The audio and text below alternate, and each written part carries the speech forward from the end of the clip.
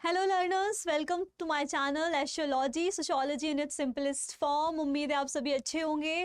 This is Ashmita Nayak, your UGC NET sociology educator. So today we are going to discuss a very basic yet very important topic. Now I am saying that this topic is important क्योंकि आप sociology से related कोई भी exam attempt करने बैठो, चाहे वो UGC net हो, चाहे आपके ओपीजी एंट्रेंस एग्जाम हो, चाहे वो आपके एमपी असिस्टेंट प्रोफेसर या किसी भी स्टेट प्रोफेसर के एग्जाम हो, ये टॉपिक इस टॉपिक से क्वेश्चन आपको हर एग्जाम में देखने को मिलेगा।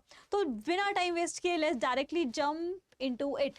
सो फर्स्ट ऑफ ऑल तो हमें यही समझना पड़ेगा कि स्टेटस क्या होता है। ठीक है, अब इसे समझने के लिए आई वांट यू कि आप वो खुद के बारे में ही सोचो। तो जब भी जहाँ पे भी जिस भी जगह खड़े हो, आप बहुत सारे स्टेटस होल्ड कर रहे हो। जैसे आपका प्रोफेशन एक स्टेटस है, ठीक है, आप किसी के आप बेटे या बेटी होंगे, वो आपका एक स्टेटस है।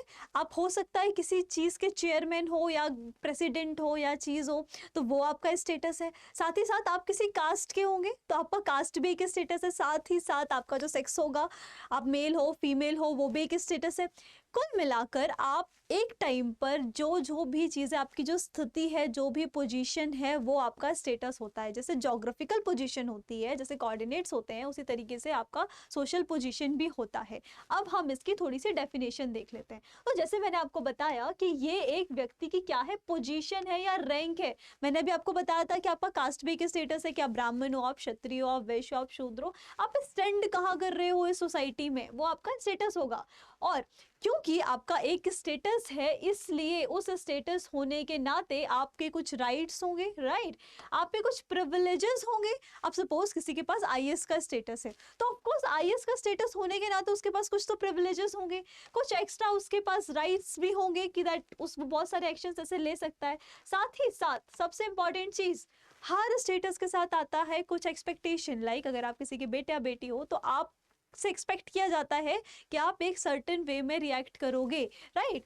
तो हर स्टेटस के साथ होती है उसकी कुछ एक्सपेक्टेशन। अच्छा, एक और चीज, आपका स्टेटस सोसाइटी में क्या है, ये एक चीज और मेजर करता है। जैसे कि हम हमेशा बोलते हैं स्टेटस स्टेटस बढ़ाना है, ये हमारा प्रेस्टीज भी बताता है। बिकॉज ऑफ कोर्स अगर हायरार्कियल सिस्टम है और हम कास्ट सिस्टम ही देखें, तो इफ यू आर ब्राह्मण, तो आपका जो स्टेटस हो जाता है वो सोसाइटी में बढ़ जाता है, जैसे जो एंशिएंट सोसाइटी में होता था। उसके बाद रिस्पेक्ट डिसाइड करता है आपका, अगर आपका जो ऑक्यूपेशन है वो हायर है, जब डॉक्टर हो, आप कुछ हायर पोजीशन होल्ड कर रहे हो, तो डेफिनेटली आपका रिस्पेक्ट, प्रेस्टीज और जो एस्टीम है आपकी कम्युनिटी के अंदर, वो बढ़ जाएगा, राइट। सो हिंदी में भी देख लेते हैं एक बार। सामाजिक पदानुक्रम या व्यवस्था में किसी व्यक्ति या स्थिति में उसकी क्या रैंक है। जैसे मैंने भी बताया कि आपका जो भी स्टेटस होगा वो कुछ लेकर आएगा, क्या अधिकार लेकर आएगा, साथ ही साथ विशेष अधिकार, दायित्व तो होते हैं ऑफ कोर्स, क्योंकि अगर आपका कोई स्टेटस है तो आपको पता होना चाहिए कि अब इस स्टेटस को होल्ड करते हुए आपको क्या करना है। जैसे मैं आपको एग्जांपल देती हूँ, अगर आप मान लीजिए किसी सिटी के मेयर हैं, ठीक है, तो आपको अब एक सर्ट, आपके पास रिस्पॉन्सिबिलिटीज है, आप ऐसे वैसे कैसे भी कुछ भी काम नहीं कर सकते हो। जैसे आप खुद तो आप कचरा नहीं फैला सकते हो, राइट, क्योंकि अब आपको अपने स्टेटस के हिसाब से काम करना चाहिए और लोगों की आपसे वैसी अपेक्षाएं भी नहीं रहेंगी। और मैंने अभी आपको बताया कि इससे ऑल्सो जुड़ा रहता है आपका क्या, सामाजिक प्रतिष्ठा और आदर भी इसी से जुड़ा रहता है। ठीक है, अब हम आगे बढ़ते हैं। अब स्टेटस के साथ एक बहुत इंपॉर्टेंट चीज आती है, वो आता है आपकी भूमिका या आपका रोल। क्या होता है ये, हर स्टेटस का मैंने अभी बताया कुछ रिस्पॉन्सिबिलिटीज आता है, तो उस भूमिका को आप ऐसे समझिए या रोल को आप ऐसे समझिए, role is nothing but behavioural aspect of क्या, स्टेटस। आपके स्टेटस, आपको लोग आपसे कैसे एक्सपेक्ट कर रहे हैं कि आप कैसे अब बिहेव करोगे, अब आप क्या क्या काम करोगे, यही है आपका रोल, आपकी भूमिका, आप कैसे क्या करना है, आपके दायित्व क्या है, ये सब आते हैं भूमिका में। जैसे कि मैंने अभी बताया आपसे क्या एक्सपेक्टेशन है, ये आपकी भूमिका का पार्ट है, आपकी क्या रिस्पॉन्सिबिलिटीज हैं उस स्टेटस को होल्ड करने के लिए, ठीक है, और क्या नियम है जो उस स्टेटस को होल्ड करने वाले व्यक्ति को मानना एक्सपेक्ट किया जाता है कि अगर आप इस पद पे हो तो आप ये चीज आपसे एक्सपेक्टेड है। अच्छा, एक और चीज भूमिका एक चीज और बताती है, क्या बताती है ये सोशल स्क्रिप्ट भी है। अब सोशल स्क्रिप्ट भी कैसे है, जैसे एक एग्जांपल लीजिए, कोई किसी का स्टेटस है कि वो टीचर है, ठीक है। अब हमें यूनिवर्सली पता है कि एक टीचर को कैसे कैसे कैसे रिएक्ट करना चाहिए, कैसे कैसे बिहेवियर उसको रखना चाहिए पब्लिक में, स्टूडेंट्स के सामने। क्यों? क्योंकि हमारे पास एक सोशल स्क्रिप्ट है जिसने हमें बताया कि देखो ये होता है टीचर और इसे ऐसे रिएक्ट करना चाहिए, ठीक है। उम्मीद है अब ये चीज़ क्लियर होगी। तो ये क्या है, एक पैटर्न ऑफ बिहेवियर है, ऑब्लिगेशन है और एक्सपेक्टेशन है, जैसे मैंने अभी आपको बताया। हिंदी में क्या है, किसी विशेष सामाजिक पद या स्थिति से जुड़े व्यवहार, दायित्व और अपेक्षाओं का जो एक पैटर्न होता है वो क्या होता है, हमारी भूमिका होती है। अब हम आगे बढ़ते हैं। अच्छा, मैं जब आपको स्टेटस समझा रही थी तो मैंने आपको कई स्टेटस का एग्जांपल दिया था, जिसमें मैंने ऐसा भी कहा था कि आपका कास्ट भी एक स्टेटस है और आपका ऑक्यूपेशन भी एक स्टेटस है। अब इसमें आप तो एक चीज नोटिस करो, जब मैंने बोला कास्ट, कास्ट एक ऐसा स्टेटस है जो आपको बाय बर्थ मिलता है, उसके लिए आपने कोई मेहनत नहीं करी है, ठीक है। अब आपने पिछले जन्म में तपस्या तो नहीं की थी ना कि आप हाई कास्ट में पैदा हो। या फिर डॉक्टर एक ऐसा स्टेटस है या आपका ऑक्यूपेशन एक ऐसा स्टेटस है जो आपने हार्ड वर्क से अचीव किया है, ठीक है। तो अब दो प्रकार के स्टेटस होते हैं, पहला तो होता है हमारा एस्क्राइब्ड स्टेटस, दूसरा होता है हमारा अचीव्ड स्टेटस। और सबसे पहले ये डिफरेंशिएशन जो डिस्टिंग्विश किसने किया था, तो ये किया था हमारे फेमस सोशियोलॉजिस्ट रैल्फ लिंटन। कहाँ पर किया था ये भी याद रखना है, तो अपनी book the study of main में उन्होंने ये डिस्टिंग्विश किया था कि दो प्रकार के स्टेटस होते हैं, एक एस्क्राइब्ड होता है और एक अचीव्ड होता है। इसे याद रखना है, एग्जाम में पूछा जाता है ऐसे के ऐसे। ये किसने कहा था कि किसने डिस्टिंग्विश किया था दोनों स्टेटस के बीच में, तो आंसर है अपना रैल्फ लिंटन। इस पर थोड़ा और डिस्कस करते हैं। तो मैंने बताया एस्क्राइब्ड स्टेटस वो स्टेटस होते हैं जो कि आपको बाय बर्थ असाइन होते हैं, इन्हें आप चेंज नहीं कर सकते। आपका जो बायोलॉजिकल स्टेट, जो बायोलॉजिकल कैरेक्टरिस्टिक्स है, जैसे आपका सेक्स हो गया, आप अपना सेक्स चेंज नहीं कर सकते। अब एक और डिफरेंस होता है, सेक्स और जेंडर में डिफरेंस है, ये हम फिर कभी डिस्कस करेंगे, बट अभी इस चीज को याद रखिएगा। और ये सबसे पहले बताया था किसने, फेमस सोशियोलॉजिस्ट एन ओक्ले ने। ओके, हमारा रेस हम चेंज नहीं कर सकते हैं, हमारी एज हम चेंज नहीं कर सकते हैं, तो द थिंग, हमारी कास्ट भी हम चेंज नहीं कर सकते। द थिंग इज, जिसके लिए हमने कोई मेहनत नहीं करी है, हम पैदा हुए, हमें वो स्टेटस मिल गया, बस वो होता है सारा एस्क्राइब्ड स्टेटस में। और दूसरे प्रकार का स्टेटस होता है अचीव्ड स्टेटस है, जिसे हमने अपना खून पसीना बहाकर अचीव किया होता है, ठीक है। तो इसमें क्या होता है, ये अर्न्ड होता है, इसे हमने बहुत ही मेहनत से, हार्ड वर्क से, डेडिकेशन, एजुकेशन से अचीव किया है। तो आप अभी कौन से पद में हो प्रोफेशनली, आप कौन सा ऑक्यूपेशन में हो, वो सब किस में आ जाएगा, वो सब अचीव्ड स्टेटस में आ जाएगा। Okay fine. अभी यहाँ पे एक क्वेश्चन और पूछा जाता है एग्जाम में बहुत, कि फादर कौन से स्टेटस होता है। तो मैं उम्मीद करूंगी कि आप कमेंट सेक्शन में आंसर करेंगे, बट फिलहाल मैं बता देती हूँ, father is an achieved status, क्योंकि कोई जन्म से ही फादर नहीं होता है। तो ये स्लाइड में नहीं होगा, बहुत बच्चे गलती करते हैं कि तो बहुत नेचुरल है, बट नहीं, फादर मदर जो भी इस टाइप के स्टेटस है वो सब अचीव में होते हैं। आपको इतना सा अगर आप याद रख लोगे ना कि जो बाय बर्थ होता है वो एस्क्राइब्ड होता है, और जो बाद में हमें मिलता है, हम अर्न करते हैं, वो सब होता है अचीव्ड। ओके, यहाँ पर इसका हिंदी का दिया हुआ है, तो एस्क्राइब्ड स्टेटस को क्या बोलते हैं हम, प्रदत्त स्थिति या लिखा हुआ जन्मजात स्थिति। साथ ही साथ अचीव्ड स्टेटस का क्या होता है, ये होती है हमारी अर्जित स्थिति, ठीक है।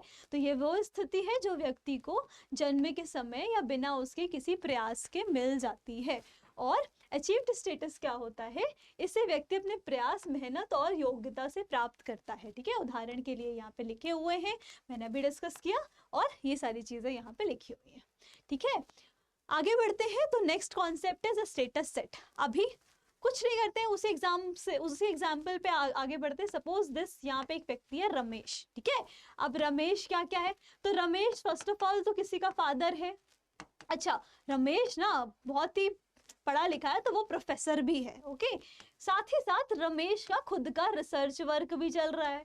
ओके, अच्छा और भी है, रमेश ने बहुत सारे जो चेयरमैन भी है, ठीक है, बहुत सारी कमिटीज का। साथ ही साथ रमेश किसी के हस्बैंड भी हैं। अब आप क्या देख पा रहे हो कि रमेश ने एक साथ कितने सारे स्टेटस होल्ड कर रखे हैं, राइट। तो रमेश के पास अभी एक समय पे बहुत सारे स्टेटस हैं, और इन्हीं एक समय पे बहुत सारे स्टेटस को हम कहते हैं स्टेटस सेट। ओके, तो यही है हमारा स्टेटस सेट। तो एक समय पर एक इंडिविजुअल, एक व्यक्ति कितने स्टेटस होल्ड करता है, उसे हम कहते हैं क्या, स्टेटस सेट। और ये कॉन्सेप्ट हमें सबसे पहले दिया था हमारे R.K. मर्टन ने। अच्छा, कौन सी बुक में दिया था ये भी बहुत इंपॉर्टेंट है, social theory and social structure. सिर्फ इतना ही इंपॉर्टेंट नहीं है, ये बुक का डायरेक्ट नाम भी आता है कि ये बुक किसने लिखी है, तो हमें याद रखना है कि ये लिखी है रॉबर्ट किंग मर्टन ने, और स्टेटस सेट का कॉन्सेप्ट भी किसने दिया, रॉबर्ट किंग मर्टन ने।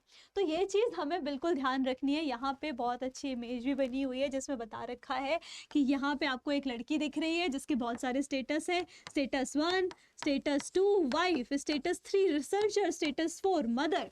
तो ये हमने अभी देखा कंबाइनली क्या होगा, ये होगा स्टेटस सेट। अच्छा, जैसे मैंने अभी थोड़ी देर पहले बताया कि हर स्टेटस तो किसी न किसी रिस्पॉन्सिबिलिटी के साथ आता है, मतलब बिना रिस्पॉन्सिबिलिटी के तो क्या ही status, right.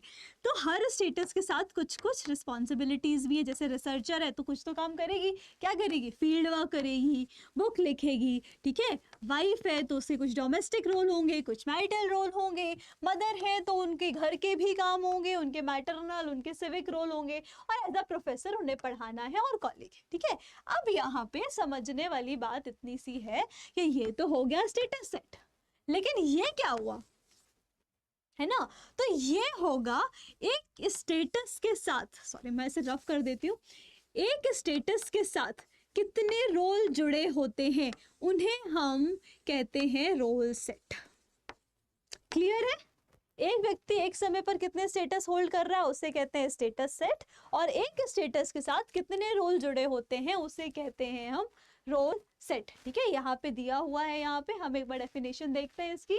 The role set refers to the collection of roles that an individual plays in relation to a particular status or position, involves all the different roles that a person is expected to perform in the specific social context. Okay, I hope ये clear होगा। हिंदी में हम इसे बोलते हैं भूमिका समूह, ठीक है। डेफिनेशन क्लियर होना चाहिए आपको। उसके बाद रोल स्ट्रेन और रोल कॉन्फ्लिक्ट का role strain and role conflict का कॉन्सेप्ट है, हम इस पे थोड़ी देर बाद आते हैं। सेकंड कॉन्सेप्ट हम पढ़ते हैं स्टेटस सीक्वेंस का। अब ये बहुत इंटरेस्टिंग है और हम सबकी लाइफ से ना बहुत ही रिलेटेबल है। Now listen, just think about it.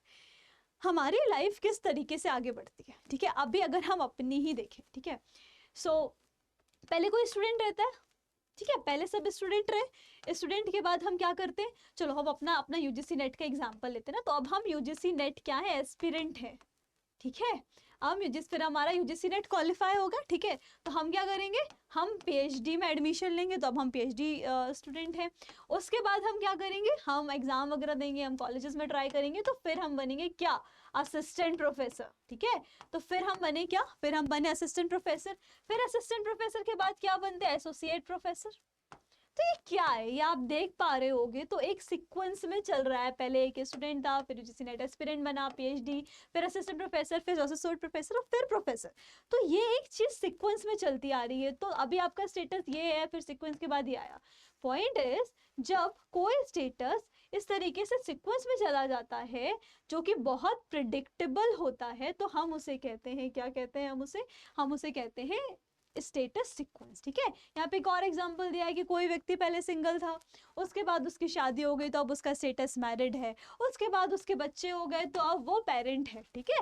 तो दिस इज द थिंग। तो it refers to the order progression of social status that individual experiences throughout their life. क्या क्या इन्वॉल्व होता है, ये मोमेंट होता है, ट्रांजिशन होता है from one status to another status, often in predictable और एक्सपेक्टेड फॉर्म, ठीक है। I hope this is clear. जब हम सीक्वेंस से आगे बढ़ते हैं तो उसे हम कहते हैं status sequence. Now status inconsistency और स्टेटस क्रिस्टलाइजेशन। सबसे पहले तो याद रखना है कि कॉन्सेप्ट दिया किसने था, तो ये कॉन्सेप्ट दिया था लियार्ड लेंस्की ने। ओके, लेंस्की ने ये कॉन्सेप्ट दिया था। क्या है ये कॉन्सेप्ट, एक एग्जाम्पल से समझते हैं। सपोज एक व्यक्ति है जिसने पीएचडी डिग्री है उसके पास, तो अपने नाम के आगे वो डॉक्टर टाइटल लगाता है, लेकिन क्योंकि उसे जॉब नहीं मिल रही है तो वो क्या काम कर रहा है, वो किसी भी वजह से टैक्सी ड्राइवर का काम कर रहा है। अब तुम सोचो उसे कितनी फ्रस्ट्रेशन होती होगी कि वो अपने नाम के आगे डॉक्टर लगाता है, लेकिन वो काम किसका कर रहा है, वो टैक्सी ड्राइवर का काम कर रहा है। तो आप देख सकते हो, क्योंकि उसे पीएचडी धारक होने के नाते उसे समाज में एक इज्जत मिलनी चाहिए, उसकी प्रॉपर इनकम होनी चाहिए थी, ठीक है, उसका एक स्टेटस होना चाहिए था, लेकिन वो नहीं है और वो अपनी क्षमता या अपनी क्वालिफिकेशन से बहुत कम कमा रहा है। तो जब आपके दो स्टेटस, यहाँ पे पहला स्टेटस कौन सा है कि आप पीएचडी होल्डर हो, और आपका दूसरा स्टेटस कौन सा है कि आप टैक्सी ड्राइवर हो। तो जब आपके दो स्टेटस के बीच में, जब आपके दो स्टेटस के बीच में इनकंसिस्टेंसी आए, दोनों आपस में असंगत हो, ठीक है, दोनों आपस में असंगत हो, दोनों आपके स्टेटस आपस में मेल नहीं खा रहे, तो हम उसको कहते हैं स्टेटस इनकंसिस्टेंसी।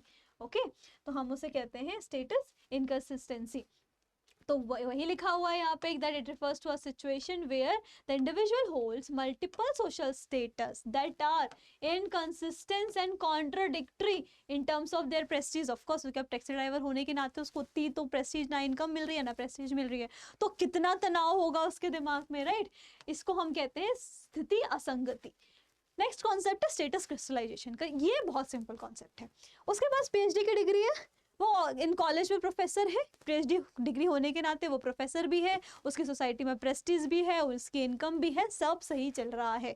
जब आपके दोनों स्टेटस जो आपने होल्ड कर रखे हैं दोनों सेम हो, दोनों में कोई प्रॉब्लम नहीं हो, तब होता है स्टेटस क्रिस्टलाइजेशन। ओके, यानी आपका सब कुछ सही सही चल रहा है। याद रखना है, ये कॉन्सेप्ट दिया है जेरार्ड लिन्स्की ने। आगे बढ़ते हैं स्टेटस स्ट्रेन का कॉन्सेप्ट। सबसे पहले तो हमें यही याद रखना है कि स्टेटस स्ट्रेन का कॉन्सेप्ट भी दिया हुआ है किसने? आर.के. मर्टन ने। Okay, R K. मर्टन ने स्टेटस स्ट्रेन का कॉन्सेप्ट दिया हुआ। अब स्टेटस स्ट्रेन का क्या कॉन्सेप्ट होता है? तो जब आपके ज़्यादा, एक से ज़्यादा जो स्टेटस होते हैं, जब उनको निभाने में आपको प्रॉब्लम होने लगे, तब होता है हमारा स्टेटस स्ट्रेन। कैसे होता है ये? कि जब स्ट्रेस हो, टेंशन हो, कब? इंडिविजुअल एक्सपीरियंस कब करे? कब? जब आपके दो स्टेटस में क्या होने लगे? इनकंसिस्टेंसी आ जाए। जैसे मैं एग्जांपल से समझाती हूँ कि आपका दो स्टेटस है। सपोज आप एक मदर हो, मगर आप एक कंपनी में फुल टाइम क्या हो? एम्प्लॉय हो। अब आपका एक स्टेटस क्या है कि आप मदर हो, तो अब आपकी यहाँ से रोल एक्सपेक्टेशन क्या है? क्या रोल एक्सपेक्टेशन है कि आप अपने बच्चों का ध्यान रखो। सपोज आपका बच्चा छोटा है तो आपको बच्चों का ध्यान रखना है यहाँ पे। और दूसरी एक्सपेक्टेशन क्या है कि आप अपना जो कंपनी है उसी ग्रोथ में कंट्रीब्यूट करो, और आप हो सकता है कि ओवर टाइम करो, ठीक है, कंपनी के लिए ओवर टाइम करो। अब आप देख सकते हो कि ये जो भी व्यक्ति है, सपोज जो भी इसका नाम है रीना, ठीक है, अब ये रीना के पास दो स्टेटस है, और उसे दोनों स्टेटस एक साथ निभाने में क्या हो रही है? प्रॉब्लम हो रही है। अब वो सोच रही है कि वो ये काम करे कि ये काम करे। तो जब आपको आपके दो स्टेटस निभाने में प्रॉब्लम महसूस हो, तब होता है स्टेटस स्ट्रेन। ओके, ये कॉन्सेप्ट किसने दिया था? ये कॉन्सेप्ट दिया था आर.के. मर्टन ने। प्लीज प्लीज प्लीज याद रखिएगा इस चीज को।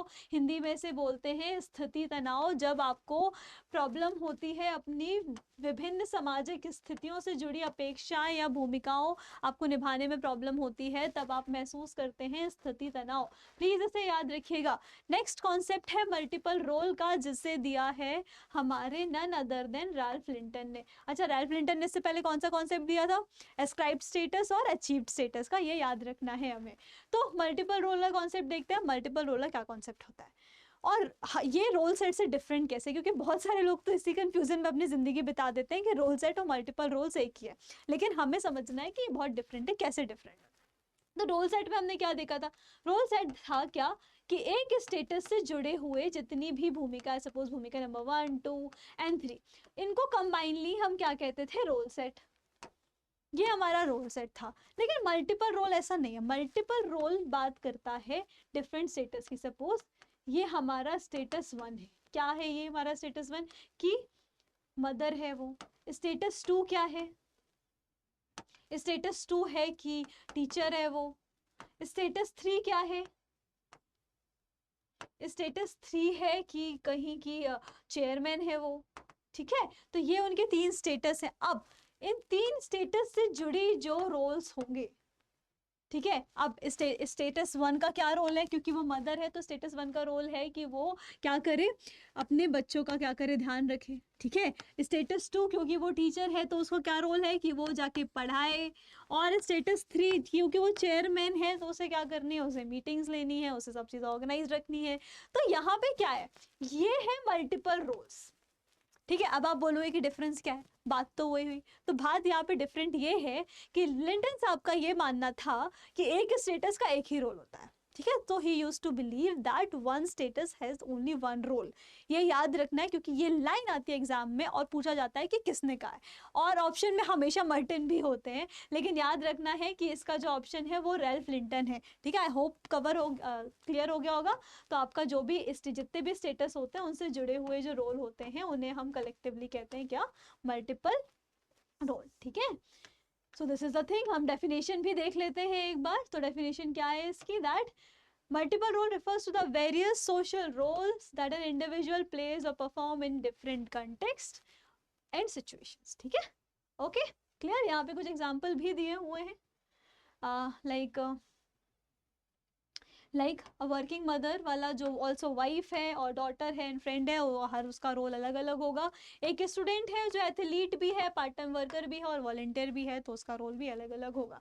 तो अब हम बढ़ते हैं आगे। ठीक है, अब ये कॉन्सेप्ट भी बहुत इंपॉर्टेंट है, बहुत ही कॉमनली आस्क्ड क्वेश्चन है। आज तक ये तो नहीं पूछा है कि ये मतलब इसके अंदर किस किस चीज़ से कौन सा रोल रिलेटेड है, लेकिन ये बहुत बार पूछ चुके हैं कि पिवोटल रोल, पेरिफेरल रोल और सिग्निफिकेंटली रोल का कॉन्सेप्ट किसने दिया था। तो याद रखना है ये कॉन्सेप्ट दिया था SF नैडल ने। SF नैडल ने ये कॉन्सेप्ट दिया था, आपको ये चीज़ याद रखनी है।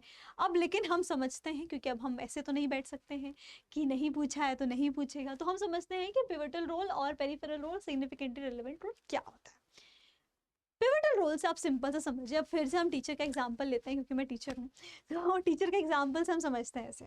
अब एक बात बताओ, टीचर का प्राइमरी सबसे सेंट्रल रोल, क्रूशियल रोल क्या है? पढ़ाना। मान लो अगर टीचर पढ़ाना ही छोड़ दे और बाकी सारे काम करे, तो क्या सोशल सिस्टम चल पाएगा? कि सारे टीचर्स ने पढ़ाना छोड़ दिया और वो बाकी काम कर रहे हैं, तो क्या सोशल सिस्टम चल पाएगा? नहीं चल पाएगा। डॉक्टर ने अगर मान लो उसका प्राइमरी काम है, क्रूशियल काम है कि उसे पेशेंट्स देखने हैं, अब उसने वही करना छोड़ दिया, तो क्या सोशल सिस्टम में हैम्पर नहीं करेगा? वो डेफिनेटली करेगा। तो पिवोटल रोल वो सारे रोल होते हैं जो कि सेंट्रल और की रोल होते हैं कि आपको ये तो करना ही करना है, और अगर वो ये रोल क्रूशियली प्ले नहीं होता है तो ये हमारा जो सामाजिक संरचना, जो सोशल स्ट्रक्चर है, उसकी फंक्शनिंग को इफेक्ट करेगा। हमारा सोशल स्ट्रक्चर अच्छे से नहीं चलेगा अगर सब अपने पिवोटल रोल फॉलो नहीं करेंगे। तो समझ में आया? सबसे इंपॉर्टेंट। उसके बाद सेकंड, ये सब इंपॉर्टेंस के लेवल पर ऐसे जा रहे हैं। ओके, सेकंड क्या है? सेकंड है पेरिफेरल रोल। पेरिफेरल रोल भी बहुत सिंपल है, सीधी सी बात है। अब एक टीचर है, प्राइमरी रोल तो हो गया उसका पढ़ाना, लेकिन एक टीचर को बहुत सारे एडमिनिस्ट्रेटिव वर्क भी रहते हैं। तो एडमिनिस्ट्रेटिव वर्क किस में आ जाता है? उसके पेरिफेरल रोल में। कि इंपॉर्टेंट है, डेफिनेटली इंपॉर्टेंट है, लेकिन ऐसा नहीं है कि अगर वो नहीं करेगा तो सिस्टम ही कोलैप्स हो जाएगा। ठीक है, चलता रहेगा। ठीक है, मतलब इट्स सेकेंडरी, पिवोटल रोल के सेकेंडरी है कि ये एसेंशियल तो है, लेकिन ऐसा नहीं है कि ये सपोर्टिव रोल है। ठीक है, it's not essential for the functioning of system. Okay, so ये चीज है। Second is significantly relevant role. अब ये इंपॉर्टेंस के लेवल पे तीसरा आता है। तो ये वो रोल होते हैं कि जो कर रहा है वो उसके लिए इंपॉर्टेंट हो सकता है, जिसके लिए वो कर रहा है उसके लिए इंपॉर्टेंट हो सकता है, लेकिन सोशल स्ट्रक्चर से के लिए उतना इंपॉर्टेंट नहीं है। जैसे एक टीचर का एक और रोल होता है कि वो स्टूडेंट को गाइड करे, ठीक है, उसको मार्गदर्शन प्रोवाइड करे। तो ये स्टूडेंट के लिए इंपॉर्टेंट है, टीचर के लिए भी इंपॉर्टेंट हो सकता है, लेकिन सोशल सिस्टम के लिए उतना इंपॉर्टेंट नहीं है। तो अब आप समझ गए होंगे कि ये हमने इंपॉर्टेंस किस हिसाब से देखी है। हमने इंपॉर्टेंस देखी है सोशल स्ट्रक्चर के हिसाब से, कि सोशल स्ट्रक्चर को बनाए रखने में कितना कौन सा रोल कंट्रीब्यूट कर रहा है। तो सबसे important is pivotal role, second is peripheral role and third is significantly relevant role. अभी तक एग्जाम में कई बार पूछा जा चुका है कि किसने दिया है, तो आपको याद रखना है। हिंदी में भी लिखा हुआ है, केंद्रीय भूमिका, परिधीय भूमिका और महत्वपूर्ण प्रासंगिक भूमिका। ठीक है, I hope this is clear. Next concept भी हमारे नाडल साहब का ही है। क्या है ये? First is relational role. अच्छा, रिलेशनल रोल वो सारे रोल होते हैं जो किसी दूसरे पर इंटरडिपेंडेंट होते हैं, डिपेंडेंट होते हैं। जैसे हस्बैंड वाइफ का रोल। अब कोई बिना वाइफ के तो हस्बैंड बन नहीं जाएगा कि हाँ ठीक है मैं हस्बैंड हूँ, वाइफ का पता नहीं। ठीक है, कोई बिना बच्चों के तो पिता या माता बन नहीं जाएगा। उनके रोल डिपेंडेंट है सामने वाले पे, वो है तो उनका ये स्टेटस, ये रोल है, अदरवाइज नहीं है। इट्स सिंपल एज दैट, ठीक है। तो वो सारे रोल जो किसी दूसरे से रिलेटेड होते हैं, दूसरे से इंटरेक्शन, रिलेशनशिप और इंटरडिपेंडेंसीज होती हैं, वो होते हैं रिलेशनल रोल। जबकि नॉन रिलेशनल रोल आप समझ ही गए होंगे अभी तक कि वो सारे रोल होते हैं जो किसी दूसरे पे डिपेंडेंट नहीं। Suppose I am a researcher, अब मेरा रिसर्चर होने पर क्या किसी दूसरे पे डिपेंडेंट है कि वो होगा तो ही मैं रिसर्चर हूँ, नहीं तो मैं रिसर्चर नहीं हूँ, right. So this is like that. तो जो रोल अपने आप में इंडिपेंडेंट होते हैं वो होते हैं सारे इन नॉन रिलेशनल रोल, ठीक है। I hope this is clear. ये कॉन्सेप्ट भी नैडल का ही है, प्लीज याद रखिएगा क्योंकि ये भी पूछा जा चुका है कई बार। Next concept is role strain. Okay, now we try to understand this. First of all तो पहले आपको इतना याद रखना है, नोट कर लीजिए कि ये कॉन्सेप्ट दिया है गुडी ने, विलियम जे गुडी का कॉन्सेप्ट है क्या, रोल स्ट्रेन। रोल स्ट्रेन क्या कहता है? रोल स्ट्रेन सिंपल सी बात इतना कहता है कि आपका एक रोल है। सपोज यहाँ पर एक लड़की है, ठीक है, यहाँ पर एक लड़की है, अब उसका एक रोल है और वो एथलीट है। Okay, so she is athlete. अब उसके दो रोल है। कैसे रोल है? As a player, as a individual player उसका रोल है कि उसको बेस्ट परफॉर्म करना है, इजंट इट। सेकेंड उसका रोल क्या है? सेकेंड उसका रोल ये है कि उसको पूरी टीम को लेकर आगे चलना है। तो अब वो क्या चाहती है? वो चाहती है कि वो बेस्ट प्लेयर बने, लेकिन उसका सेकंड रोल उसके साथ क्या कर रहा है? कॉन्ट्रडिक्ट कर रहा है। तो या तो वो ये कर सकती है, या तो वो पूरी टीम को साथ लेके चलेगी, या तो वो सेल्फिश बन के सिर्फ खुद ही आगे जाएगी और टीम को पीछे छोड़ देगी, ठीक है। एक एग्जाम्पल ये हुआ। दूसरा एग्जाम्पल हम क्या ले सकते हैं कि कोई एक टीचर है जो एग्जामिनर की भूमिका पर है, इन्विजिलेटर है, और उसका खुद का बेटा ही चीटिंग करते पकड़ा जाता है। अब उसका एग्जामिनर का रोल क्या बोलता है कि भाई तुम अपने बेटे के खिलाफ एक्शन लो, लेकिन उसका वो नहीं ले पा रहा है। तो वो क्या नोटिस कर रहा है? वो कर रहा है रोल स्ट्रेन नोटिस कर रहा है, ठीक है, कि वो अपना रोल कैसे निभाए, ठीक है। अच्छा, ये वाला एग्जाम्पल हम रोल कॉन्फ्लिक्ट में भी ले सकते हैं। कैसे ले सकते हैं? क्योंकि उस जो व्यक्ति, जो एग्जामिनर है, उसके दो रोल आपस में टकरा रहे हैं। कैसे टकरा रहे हैं? उसके पिता का रोल टकरा रहा है, क्योंकि वो पिता है, इसलिए वो अपने बेटे के खिलाफ एक्शन नहीं ले पा रहा है। लेकिन उसका एग्जामिनर का रोल क्या बोल रहा है कि तुम अपने बेटे के खिलाफ एक्शन लो। तो अभी यहाँ पे क्या हो रहा है? यहाँ पे उसके दो रोल आपस में टकरा रहे हैं। तो ये है क्या? Role conflict. और रोल कॉन्फ्लिक्ट का कॉन्सेप्ट किसने दिया है? रोल कॉन्फ्लिक्ट का कॉन्सेप्ट रॉबर्ट किंग मर्टन और रॉबर्ट कान ने दिया है। इसे हमें याद रखना है, प्लीज याद रखिए। रोल स्ट्रेन का कॉन्सेप्ट विलियम जी गुडी, और रोल कॉन्फ्लिक्ट का कॉन्सेप्ट मर्टन। बहुत पूछा जाता है और इसमें बच्चे बहुत कंफ्यूज होते हैं, तो हमें याद रखना है कि कैसे क्या होता है, ठीक है। यहाँ पे हम वो वाला भी एग्जांपल ले सकते हैं जो हमने अभी मदर वाला लिया था, दैट उसको एम्प्लॉय, और क्योंकि वो कंपनी में भी चला रही है और वो मदर भी है, तो अभी यहाँ पे भी उसको वो अपने बच्चे के पास जाए या कंपनी संभाले।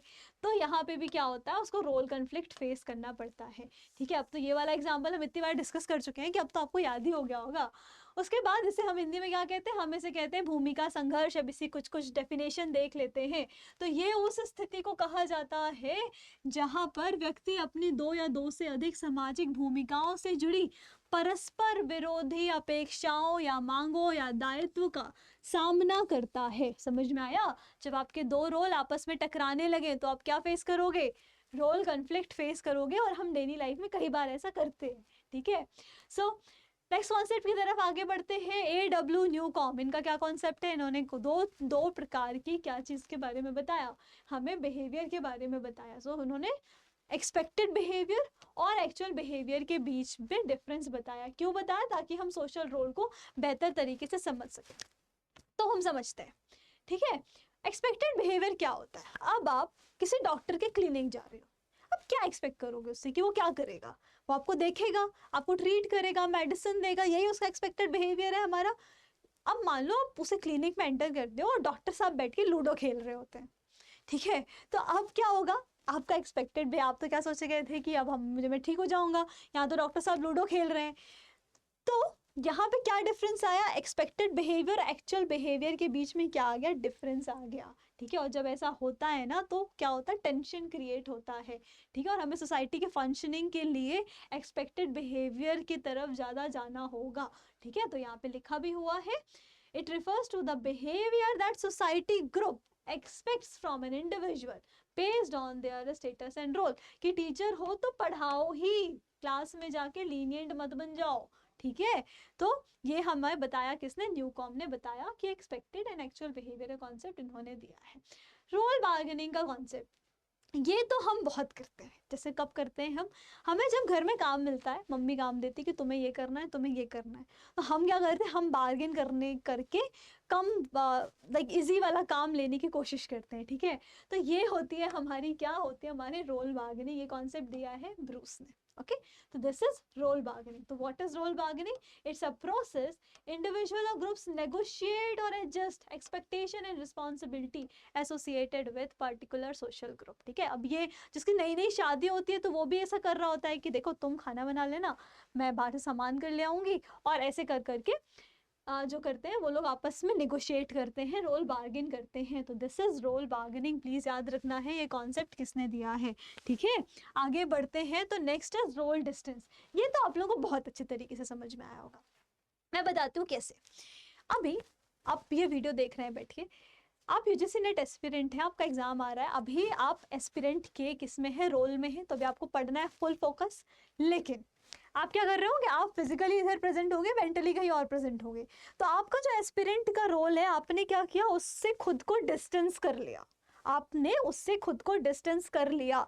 और यही कॉन्सेप्ट है रोल डिस्टेंस का। जब आपको जो भूमिका निभानी हो चाहिए, आप वो भूमिका नहीं निभाकर उससे थोड़ा सा डिस्टेंस क्रिएट कर ले रहे हो, ठीक है। यहाँ पे एग्जाम्पल भी लिखा हुआ है कि आपको क्या, देयर इज एक स्टूडेंट है जो क्या करता है, रूल्स फॉलो करता है क्लासरूम में, बट वो ये भी शो करता है कि ये सिर्फ इसलिए कर रहा है क्योंकि फॉर्मेलिटी है, ठीक है। क्यों, तो वो भले फॉर्मल कर रहे हैं, जैसे आप बैठे हुए हो वीडियो के सामने, लेकिन आपका दिमाग कहीं और है, ऐसे वो सारे रूल्स फॉलो कर रहा है, लेकिन कह रहा है तो मैं फॉर्मेलिटी कर रहा हूँ, ऐसा मैं स्टूडेंट के रोल में नहीं हूँ, ठीक है। तो समझ में आया, it refers to situation where individual so shows partial detachment from the role they are performing, okay. Hindi में हम इसे क्या बोलते हैं, हिंदी में हम बोलते हैं भूमिका दूरी। और ये कॉन्सेप्ट दिया किसने था, तो प्लीज याद रखना है, ये कॉन्सेप्ट दिया था इरविंग गॉफमैन ने, ओके। अभी तक हमने इतने सारे कॉन्सेप्ट देखे, आई होप आपको सब याद हो रहे होंगे कि किसने क्या क्या दिया था। अब हम कुछ क्वेश्चंस अटेम्प्ट करते हैं तो आपको पता भी चल जाएगा। अच्छा, मैं आपसे यहाँ पे ये एक्सपेक्ट कर रही हूँ कि क्वेश्चन देखते ही आप वीडियो रोककर पहले कमेंट सेक्शन में आंसर दोगे, उसके बाद ही आगे बढ़ोगे, ठीक है। तो मैं तो सॉल्व करती हूँ, ठीक है। तो आगे बढ़ते हैं। तो पहला क्वेश्चन है, which one of the following is an example of ascribed status. तो हमने अभी अभी देखा, सबसे पहले क्या रिकॉल करना है इसमें, एस्क्राइब्ड स्टेटस और अचीव्ड स्टेटस का कॉन्सेप्ट किसने दिया था, तो लिंटन ने दिया था, ठीक है। रैल्फ लिंटन का ये कॉन्सेप्ट है। कितने प्रकार के स्टेटस बताए थे उन्होंने, तो एस्क्राइब्ड स्टेटस बताया था, और क्या बताया था, अचीव्ड स्टेटस बताया था। एस्क्राइब्ड स्टेटस क्या होता है, जो हमें बाय बर्थ मिलता है, अचीव्ड स्टेटस क्या होता है, जो हम कमाते हैं। तो अब हम देखते हैं सारे ऑप्शंस, एनालाइज करते हैं। तो टीचर का स्टेटस कैसा होता है, क्या कोई पैदा होते ही टीचर होता है कि बताओ घर में मुबारक हो एक टीचर पैदा हुआ है, या फॉर दैट मैटर एक डॉक्टर पैदा हुआ है, तो ऐसा नहीं होता है, तो ये तो नहीं है, ठीक है। क्या पैदा होते ही कोई स्टूडेंट बन जाता है, ऐसा भी नहीं है, तो ये भी बाय बर्थ नहीं है। लेकिन कोई पैदा होते ही ब्राह्मण बन जाता है, तो ये हमें बाय बर्थ मिलता है, ये हमने अपनी मेहनत से अचीव नहीं किया है, बाकी ये सब हमने अपनी मेहनत से अचीव किया है। तो आप उम्मीद है आप याद रखेंगे। तो इसका आंसर क्या है, इसका आंसर है ब्राह्मण, ओके। आगे बढ़ते हैं, next question is a teacher is a teacher in carrying out his duties has to respond to the expectations of his colleagues, students, guardian of the student, and these people constitute for the teachers, okay। तो क्या है, अब ये क्या, इसे समझते हैं धीरे धीरे। सबसे पहले तो टीचर से क्वेश्चन क्या बोल रहा है कि एक टीचर है जिसके बहुत सारे क्या है, बहुत सारे रोल्स हैं। क्या क्या है उसके रोल्स, कि उसको अपने कॉलीग के साथ बैठना है, उसको गार्जियन से मिलना है, और उसको क्या करना है, उसको अपने स्टूडेंट की भी जो एक्सपेक्टेशंस हैं वो पूरी करनी है। तो मैंने क्या बताया था, ये क्या है, इसके ये सारे रोल्स हैं, और जब इन रोल्स इस तरीके से मिलाते हैं तो बनता है क्या, रोल सेट। तो इसका आंसर हो जाएगा सी, रोल सेट। ये सारे PYQ से आए हुए हैं एग्जाम में, तो उम्मीद है आपको ध्यान रहेंगे। आगे बढ़ते हैं, the collection of roles that goes with the given status is termed as, अभी मैंने बताया कलेक्शन ऑफ रोल्स क्या होता है, रोल स्टेटस और रोल सेट और रोल सेट का कॉन्सेप्ट दिया किसने था, ये तो आप कमेंट सेक्शन में बताएंगे, ठीक है। भूमिका समूह। तो आज के लिए इतना ही। उम्मीद है आपको सब कुछ अच्छे से समझ में आया होगा। अगर कुछ समझ में नहीं आया है, do let me in the comment section. हम और वीडियो इस तरीके से लाने वाले हैं, so stay tuned. All the best. पढ़िए बहुत अच्छे से। Thank you so much.